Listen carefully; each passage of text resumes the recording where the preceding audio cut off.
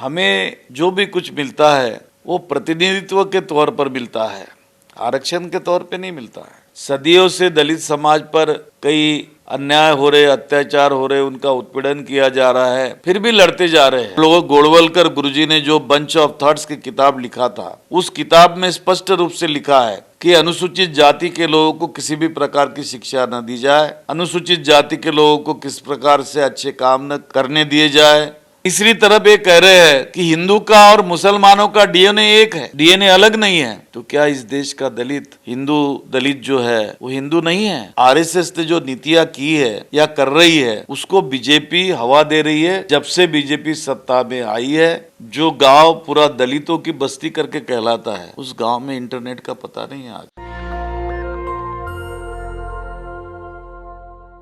क्या कांग्रेस की नज़र अब एससी, एसटी, ओबीसी और माइनॉरिटी पर पूरी तरह से टिक गई है?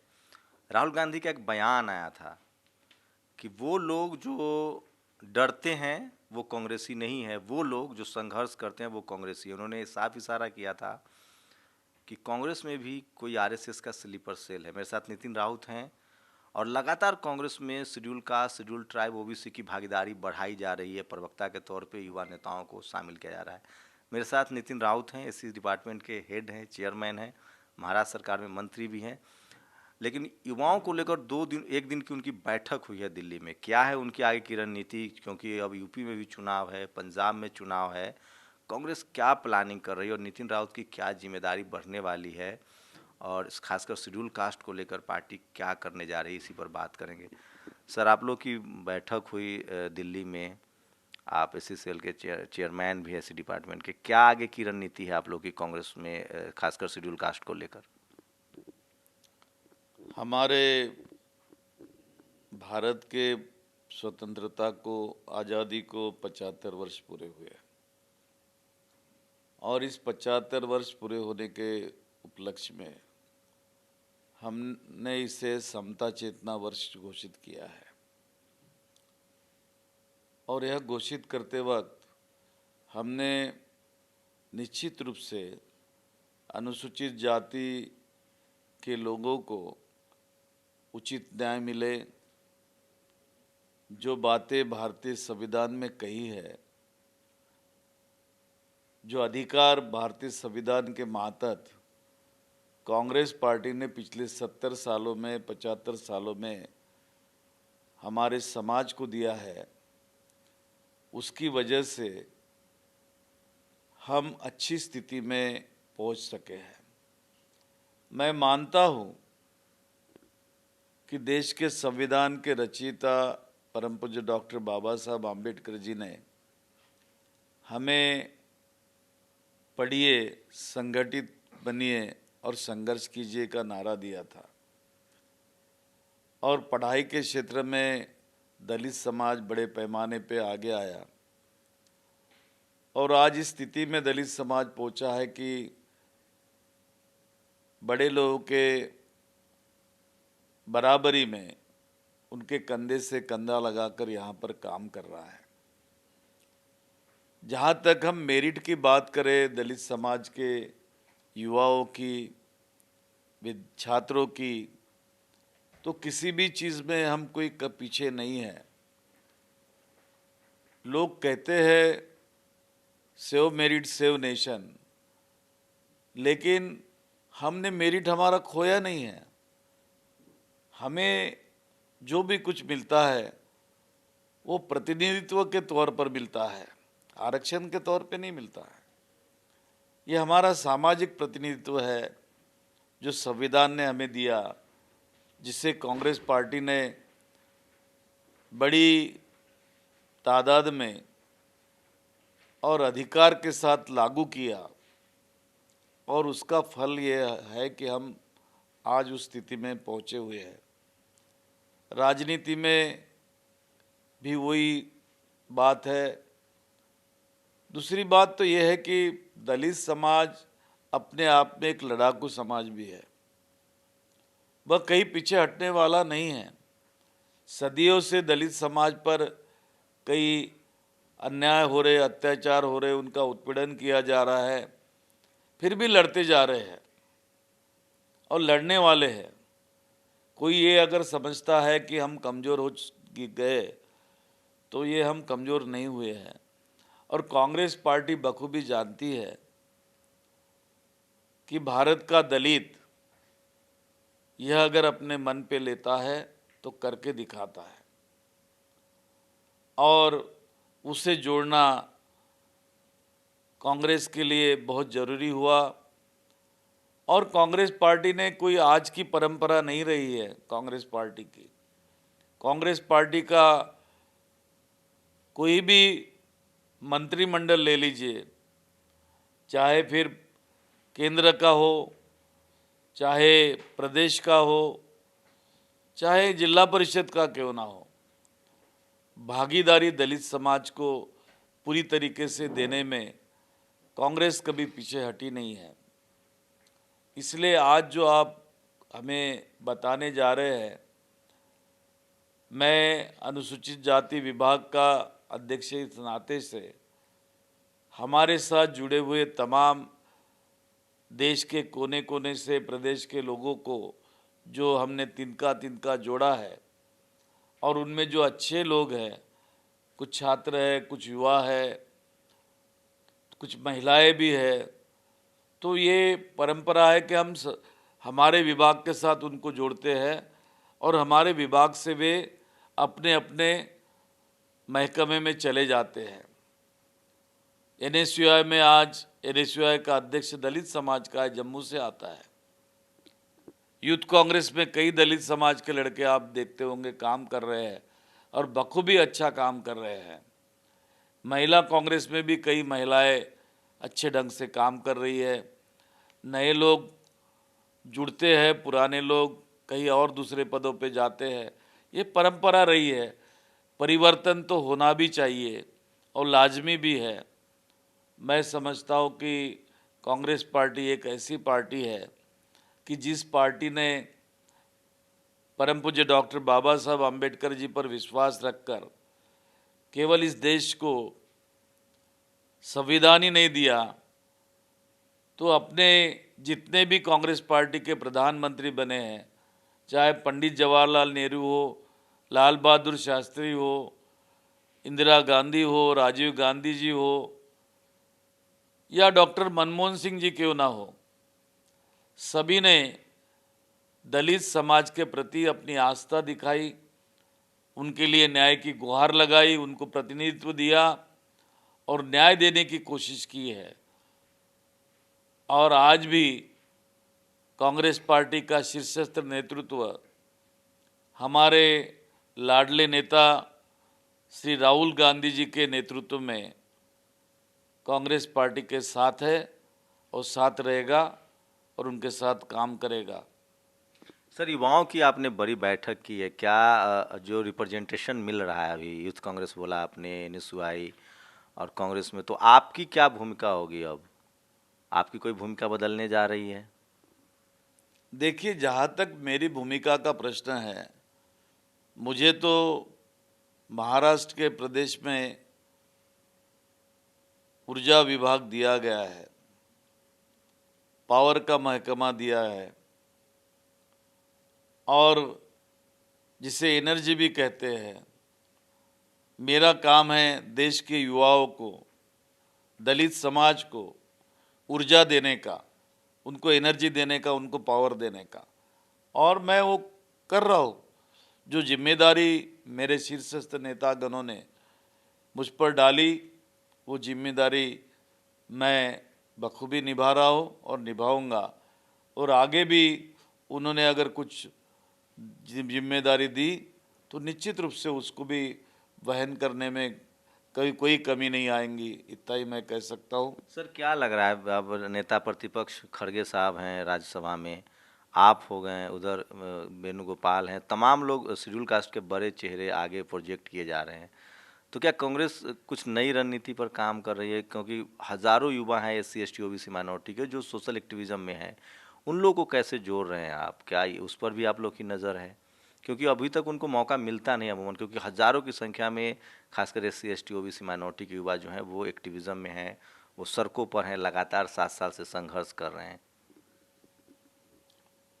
भारत एक ऐसा देश है कि जिस देश में हर समाज का, हर धर्म का नागरिक अपनी नागरिकता यहाँ पे वहन करता है और भारतीय संविधान ने हर किसी को बराबरी का दर्जा दिया है।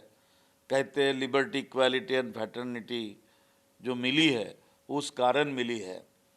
और जहाँ तक कांग्रेस पार्टी का सवाल है, कांग्रेस पार्टी ने ही संविधान लाया, कांग्रेस पार्टी ने अमल में उसको लाया है और उसका जो नियमावली बनाई गई वो भी कांग्रेस पार्टी ने बनाई है।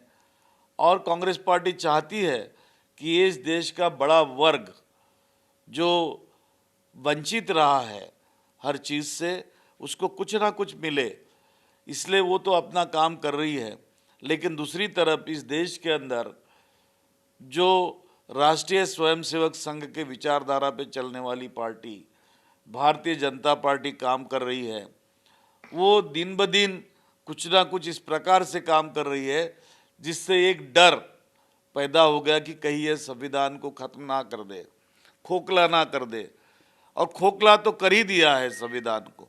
संविधान के ऐसी कौन सी कलमें जिनको इन्होंने हाथ नहीं लगाया है, कौन सी लोकतंत्र की परंपरा को ये संभाले हुए हैं।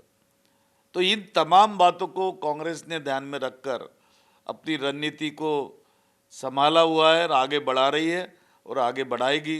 राहुल साहब, अभी रिजर्वेशन को लेकर लगातार सवाल उठ रहे हैं। राहुल गांधी ने भी प्रेस कॉन्फ्रेंस किया था, मैंने उनसे भी पूछा था, उन्होंने कहा कि कमेटी बनाएंगे चिदम्बरम जी की। जिस तरह से निजीकरण हो रहा है, आरक्षण बच नहीं रहा है। अभी ओबीसी को मोदी ओबीसी क्लेम करते हैं, अभी 27% रिजर्वेशन वो अपने राज्यों में दे रहे हैं जहाँ जहाँ बाकी था। 27 मंत्री उन्होंने बनाए हैं, 27% और 27 मंत्री का वो क्लेम कर रहे हैं, टीवी मीडिया में प्रचार हो रहा है। उनकी नज़र पूरी तरह से ओबीसी के लोगों पर है, क्योंकि उनको लगता है कि शेड्यूल कास्ट के लोग अब उन्हें वोट नहीं करेंगे बीजेपी को।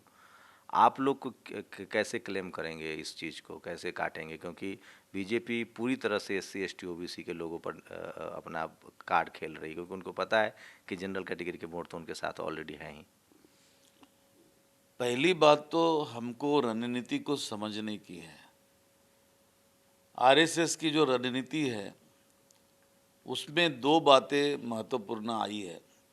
एक तो उनका आइडियोलॉजिकल रिजेक्शन आ रहा है कि इस देश को एक संघ राज्य बना के एक लोकतंत्र का बड़ा राष्ट्र करके जो चलाने की जिम्मेदारी भारतीय संविधान ने दी, क्या वो जिम्मेदारी भारतीय जनता पार्टी की सरकार निभा रही है? क्या आरएसएस उसको निभा रही है? क्या आरएसएस चाहती है कि उस आइडियोलॉजी पे काम हो? आने वाले 2025 में आरएसएस को 100 साल पूरे होने जा रहे हैं और 100 साल पूरे होने पर वे निश्चित रूप से उनके जो आका पूर्व सरस संघ चालक गोड़वलकर गुरुजी ने जो बंच ऑफ थॉट्स की किताब लिखा था, उस किताब में स्पष्ट रूप से लिखा है कि अनुसूचित जाति के लोगों को किसी भी प्रकार की शिक्षा न दी जाए, अनुसूचित जाति के लोगों को किस प्रकार से अच्छे काम न करने दिए जाए, वे जहाँ है उस ढंग से उनको वर्ण व्यवस्था के तहत काम पे लगाया जाए। और इस आइडियोलॉजी पर वे काम कर रही है। इसलिए जो आइडियोलॉजी भारतीय संविधान ने इस देश को दी, उसको रिजेक्ट करने का काम बड़े पैमाने पे हो रहा है, नंबर एक। नंबर दो, इनका रिवर्स डिस्क्रिमिनेशन चालू हो गया है। रिवर्स डिस्क्रिमिनेशन का मतलब ये होता है कि एक तरफ सरसंघ चालक कह रहे कि इस देश में आरक्षण का रिव्यू लेना चाहिए, दूसरी तरफ सरसंघ कार्यवाह कह रहे कि इस देश में आरक्षण रहना चाहिए। ये किस प्रकार की नीति है? तीसरी तरफ ये कह रहे हैं कि हिंदू का और मुसलमानों का डीएनए एक है, डीएनए अलग नहीं है। तो क्या इस देश का दलित, हिंदू दलित जो है वो हिंदू नहीं है?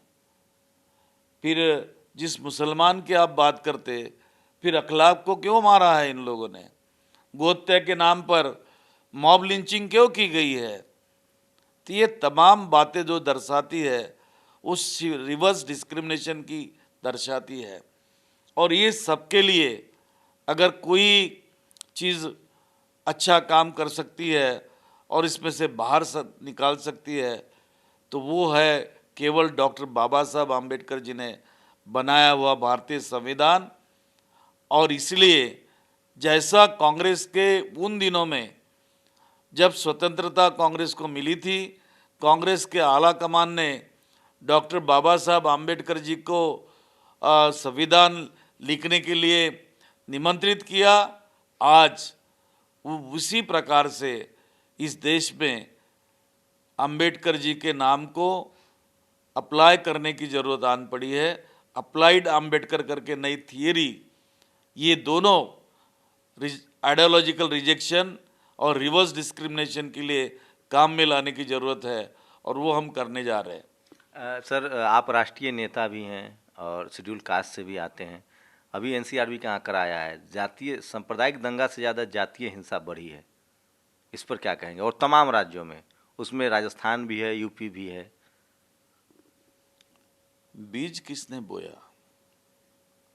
धर्म के नाम पे, जाति के नाम पे, धर्मों को अलग अलग बांटकर उनको उनके अंदर हिंदुत्व का नाम बार बार डाल के उनको सचेत करने का और धर्म के नाम पर बांधने का काम किसने किया? जो आदिवासी, आपने देखा होगा कि संविधान के शेड्यूल में ये बताया गया है कि इन ट्राइबल्स का, इन आदिवासियों का कोई भी धर्म नहीं है, हिंदू धर्म तो है ही नहीं। फिर उनको वनवासी बनाकर हिंदू है ये बताना, ये कहाँ का न्याय है? कौन सा काम है? तो ये आरएसएस ने जो नीतियाँ की है या कर रही है उसको बीजेपी हवा दे रही है। जब से बीजेपी सत्ता में आई है तब से बीजेपी ने जातीयता का राजनीति खेलकर जाति दंगे बढ़ाने के काम किए। अगर आप आंकड़ों पे जाओगे तो आप 2014 के बाद के पूरे आंकड़े निकालोगे तो सारे दंगों में जितने भी दंगे किए गए वो बीजेपी ने किए गए। ये एनसीआरबी की रिपोर्ट बताती है, दूसरी कोई रिपोर्ट नहीं। लेकिन जातीय हिंसा ज़्यादा बढ़ी है। जाति हिंसा बढ़ाने का काम ही वो है ना कि एक दूसरे को तुम अलग नीच दिखाओगे, किसी को ऊंच दिखाओगे तो हिंसा तो बढ़ेगी। आज दलितों को मारा जा रहा, दलितों को कुचला जा रहा, उनका उत्पीड़न हो रहा है, उनकी हत्याएं हो रही है, उन पे बलात्कार किया जा रहा है दलित महिलाओं पे। ये सारी बातें क्यों हो रही है? चूंकि और उस पर बोल भी नहीं रहे। मन के नेता तो नहीं निकल रहे हैं। मन की बातें करते हैं इस देश में, लेकिन दलितों की बात कोई नहीं करता, कोई निकलता भी नहीं है। निर्भया के लिए बाहर निकलते हैं, दलित महिला हाथरस में मर जाती है और उसको जिंदा जलाया जाता है, कोई भाष्य नहीं करता। आज 1 वर्ष हो चुका है हाथरस की घटना पर, केंद्र सरकार का कोई भी बयान नहीं। तो आप तो राष्ट्रीय नेता, आपका क्या रोड मैप है? क्या देश भर में आप जाएंगे जहां जहां इस तरह के अत्याचार हो रहे हैं? हम तो जा भी रहे हैं और जाएंगे भी। जहां भी घटना होगी दलितों के ऊपर उत्पीड़न की और अन्याय और अत्याचार की, हम जाएंगे और लड़ेंगे उसके लिए और उनको न्याय की गुहार लगाएंगे। ये तो हमने शुरुआत की पहले ही कर दिया था और आज भी कर रहे हैं। सर, आप महाराष्ट्र में मंत्री भी हैं। 2 सवाल हमसे लोगों ने कहा था कि पूछिएगा। एक तो भीमा कोरेगांव में इंटरनेट काट दिया जाता है और दूसरा दीक्षा भूमि में भी, ताकि प्रचार प्रसार ना हो। क्या वजह मुझे नहीं पता। पिछले 5 साल से लोग यही देख रहे थे। अब आपकी सरकार है, क्या आप श्योर कर रहे हैं कि भीमा कोरेगांव और नागपुर दीक्षा भूमि में अब जो कार्यक्रम होंगे उसमें कम से कम इंटरनेट की उपलब्धता रहेगी? इंटरनेट पर कंट्रोल किसका है? केंद्र सरकार का है कि प्रदेश के सरकार का है? इंटरनेट पे कंट्रोल टेलीकॉम मिनिस्ट्री का रहता है और टेलीकॉम मिनिस्ट्री भारत सरकार की है। हम तो राज्य सरकार करके चाहेंगे, प्रदेश की सरकार करके इंटरनेट की व्यवस्था देने के लिए। क्या केंद्र सरकार उस व्यवस्था को चलाने वाली है? तो ऐसे क्यों होता है सर? खासकर भीमा कोरेगांव हो, दीक्षा भूमि हो, या तो वहीं इंटरनेट काट दिया जाता है ताकि क्या देश भर को पता न चले कि एक गौरवशाली इतिहास है हमारा, जहाँ बाबा साहब ने दीक्षा ली या भीमा कोरेगांव की लड़ाई, इसको कैसे देख रहे हैं? क्योंकि मैं 5 साल से देख रहा हूँ, जब से नेशनल दस्तक चला रहा हूँ, मैं हर साल जाता हूँ, इंटरनेट ही नहीं होती वहाँ। आप वहाँ इंटरनेट की बात करते हैं, मुझे बताइए, जो गांव पूरा दलितों की बस्ती करके कहलाता है, उस गांव में इंटरनेट का पता नहीं है आज। तो आप तो बड़ी बात कर रहे हैं उससे। यहाँ तो जतरा भरती है, यात्रा भरती है, यहाँ तो लोग लाखों की संख्या में आते हैं। जब वो गांव में इंटरनेट नहीं दे सकते तो यहाँ कैसे देंगे? लेकिन ये इस अधिकार की भी लड़ाई हमें लड़नी होगी, और हमारे नौजवान लड़ रहे हैं और लड़ेंगे भी। हम अपने अधिकार को, अगर कोई हमको ऐसा देगा नहीं तो छीन कर लेंगे। सर, एक लास्ट सवाल है। गोपीनाथ मुंडे बीजेपी के नेता थे, कांग्रेस की सरकार थी, उन्होंने कास्ट सेंसस को लेकर बड़ी लड़ाई लड़ी थी। कास्ट सेंसस हुआ भी मनमोहन सिंह की सरकार में। इस सरकार ने आंकड़ा जारी नहीं किया। अब लगातार SC ST OBC के लोग जातीय जनगणना की मांग कर रहे हैं। इस पर आप क्या कहें? अभी छगन भुजबल भी आए थे, उन्होंने कहा कि ये होनी चाहिए। आपकी क्या राय है? जहाँ तक मैं समझता हूँ कि भारत का जो सेंसस है, वो सेंसस में अनुसूचित जाति और अनुसूचित जनजाति की जनगणना होती है और की जाती है, और वो आज भी चालू है। OBC के लोग मांग कर रहे हैं कि उनकी भी गिनती की जाए। OBC के लोगों की मांग करने के पहले कांग्रेस के लोगों ने इसकी डिमांड की थी।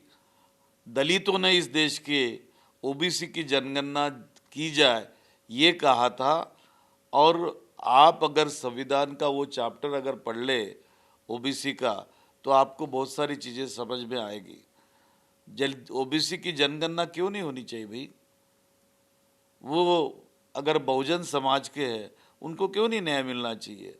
न्याय बिल्कुल मिलना चाहिए, और ये न्याय की लड़ाई है। हम OBC के साथ कंधे से कंधा लगा के खड़े रहेंगे और लड़ेंगे। जहाँ तक मैं समझता हूँ कि RSS की विचारधारा से इस देश में अगर कोई लड़ रहा है, तो एक में ऐसे व्यक्ति लड़ रहे हैं जिनका नाम है श्री राहुल गांधी। वे कांग्रेस के सांसद भी है, कांग्रेस के पूर्व अध्यक्ष भी है, और वे आज भी RSS के विचारों की लड़ाई लड़ रहे हैं, और वो विचारों की लड़ाई में हम उनके साथ हैं। तो ये नितिन राउत थे, जो कांग्रेस के SC डिपार्टमेंट के चेयरमैन हैं, राष्ट्रीय नेता हैं। आप लोग अपनी प्रतिक्रिया जरूर दीजिए कि क्या आप इनकी बातों से सहमत हैं। मेरे सवालों को लेकर भी आपकी क्या राय है और क्या सवाल हो सकते हैं, हमें जरूर बताइए। मैं फिर कह रहा हूँ, सोशल मीडिया आपको मौका देता है कि आपके मन में क्या सवाल है, वो अपने नेताओं से जरूर पूछिए। कैमरामैन आशीष के साथ शंभू कुमार सिंह, नेशनल दस्तक, दिल्ली। नेशनल दस्तक की आपसे गुजारिश है कि अगर इसको बचाना चाहते हैं तो नेशनल दस्तक को सब्सक्राइब करने के लिए रेड कलर के सब्सक्राइब बटन को दबाएं, फिर बेल आइकन की घंटी दबाएं। नेशनल दस्तक को बचाने के लिए बहुत जरूरी है कि हर खबर को शेयर करें, लाइक करें, कमेंट जरूर करें।